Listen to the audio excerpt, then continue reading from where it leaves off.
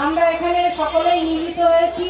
আমাদের উদ্দেশ্য একটাই, আগামী লোকসভা নির্বাচন, এই নির্বাচনে দাঁড়িয়ে আমাদের সকলের দায়িত্ব মাননীয় যশস্বী প্রধানমন্ত্রী নরেন্দ্র মোদীজির হাত শক্ত করা এবং অনেক বেশি বেশি ভোট দিয়ে এখানকার যিনি এমপি হবেন তাকে পাঠানো এবং কেন্দ্রীয়ভাবে যে উন্নয়নমূলক অর্থ আছে সেই অর্থ বেশি বেশি করে আমাদের এই সমস্ত এলাকায় মানুষের সেবায় নিয়োগ করা।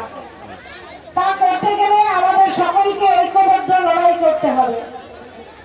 আপনারা জানেন আমাদের ভারতীয় জনতা পার্টির মূল লক্ষ্য মানুষের সেবা করা, বিশেষ করে মা বোনেদের সম্মান রক্ষা করা, শিশুদের শিক্ষা দীক্ষা দিয়ে সমাজে প্রতিষ্ঠিত করা এবং সমস্ত মানুষের বেঁচে থাকার এবং তাদের সুস্বাস্থ্যের অধিকারী করার জন্য দায়িত্ব নেওয়া। এটাই হচ্ছে ভারতীয় জনতা পার্টির মূল দায়িত্ব এবং ভারতীয় জনতা পার্টির এই অঙ্গীকার। তাই মাননীয় যশস্বী প্রধানমন্ত্রী সহ ভারতীয় জনতা পার্টির সমস্ত কার্যকর্তারা প্রতিনিয়ত মানুষের পাশে থেকে মানুষের সেবায় তারা নিজেদেরকে আত্মনিয়োগ করেছেন।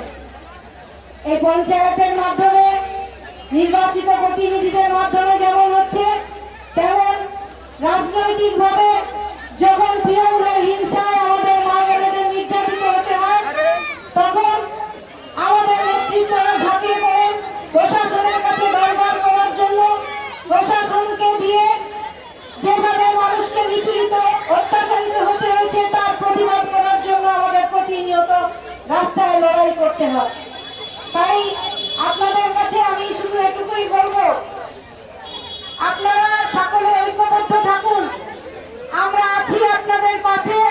আপনাদের পাশে থেকে আপনাদের সহযোগিতার মধ্য দিয়ে আগামী দিনে ভারতীয় জনতা পার্টি শক্তিশালী হবে। এই বাচ্চা তো শক্তিশালী আছেই।